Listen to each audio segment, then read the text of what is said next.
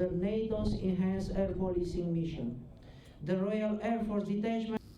Not very far away this morning in a place called Kramatorsk, what appears to be Russian missiles struck civilian people queuing for trains to seek a safer place from the war. The striking of civilian critical infrastructure is a war crime. These were precision missiles aimed at people trying to seek humanitarian shelter. Own air policing assets that are conducting NATO air policing missions.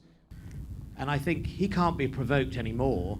He can be deterred, and we can help Ukraine defeat and push back his army from their aggressive moves. And if he thinks he's got away with it, he only has to look at the casualty rates of his young men that he sent unprepared with an arrogance to war in another country, and look at the losses of his army. Open source suggests they've lost 2,500 armored vehicles. He's all in. He has put most of his Russian ground forces into Ukraine or on the border of Ukraine. And it doesn't look like it's gone very well so far. Yes, he will try and regroup. Yes, he will try and re-equip. But so will the Ukrainians, with the help of NATO allies and donors. They will be re-equipped. They will be resupplied. And the fundamental flaw in the Russian army hasn't gone away. Incompetent generals, arrogant planning assumptions, who don't care about the men they command. And not caring about the men you command, let me tell you as a former soldier, always ends up in the bad result, which is what they're getting.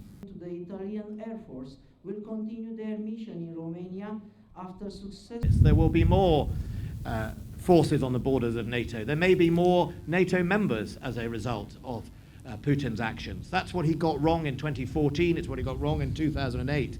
The consequences are always the opposite of what he hopes to achieve. And I think what I will say is that Britain is continuous. We're not just going in stops and starts. Our commitment to support Ukraine is to make sure that they have as much as possible the help they need to defend themselves.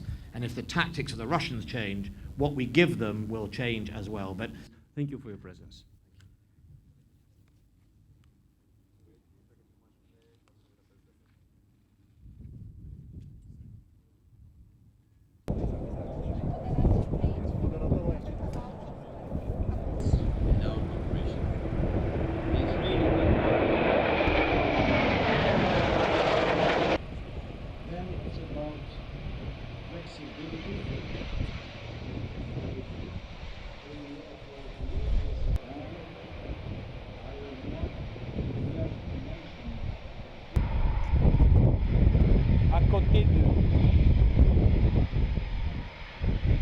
At the end, we will open the floor for questions, and given the limited time available, I will kindly press statements from the Undersecretary of State